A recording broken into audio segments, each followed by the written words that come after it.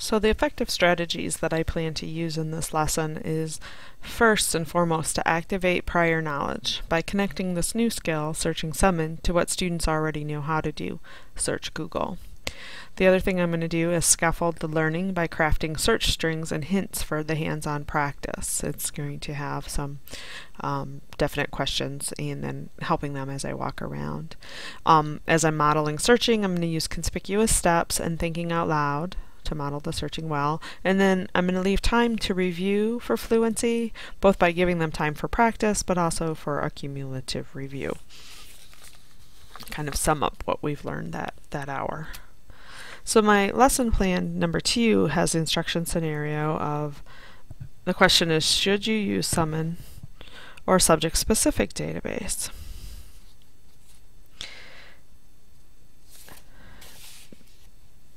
Summon is really useful and an excellent choice for most research projects, but it won't be for others, and this is particularly true as you advance through your college career or if you're in a graduate program.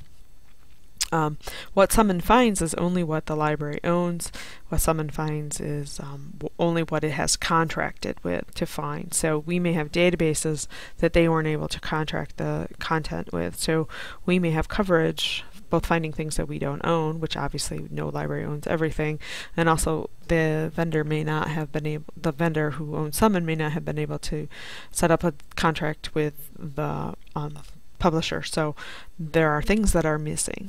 And if you only use Summon, then especially as an advanced student, you're going to be missing some resources. Once again, the scenario is the same. You need access to the internet. You need a computer classroom, preferably 1-to-1, but 2-to-1 or 4-to-1 computers to students to computers.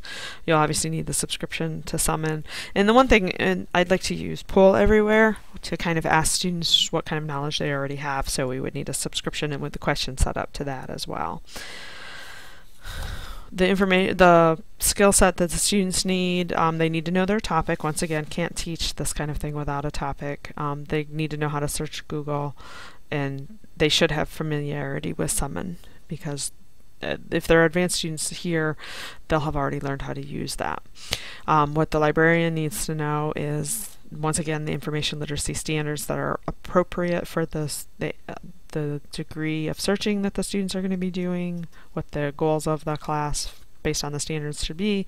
They should also know how to use subject-specific databases like criminal justice abstracts or SAGE journals, which is a variety of packages that we have. What are students going to be asked to do? It's very similar to the first one. They're going to summarize the scope, content, and limitations of Summon versus the subject-specific databases. They're going to need to find relevant research articles. They're going to have to really learn how to find the things that are most appropriate. Before, when you're lower level students, you're just looking for information on your topic. Now you're really going to have to dig and make sure it's really good stuff that you're finding. And then once again, they're going to be able to locate the full text of the articles.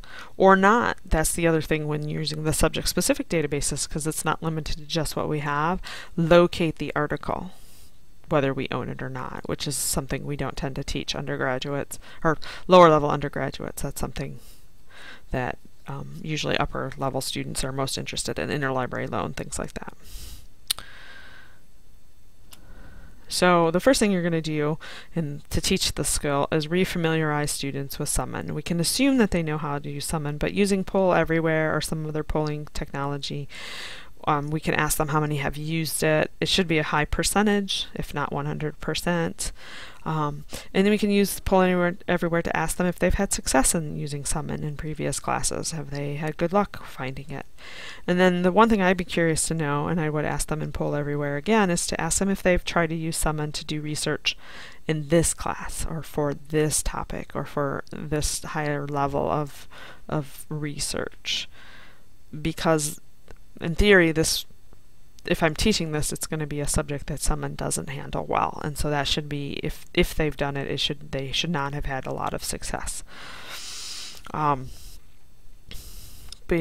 I don't know, so I would be, and I would use that to decide what I'm going to discuss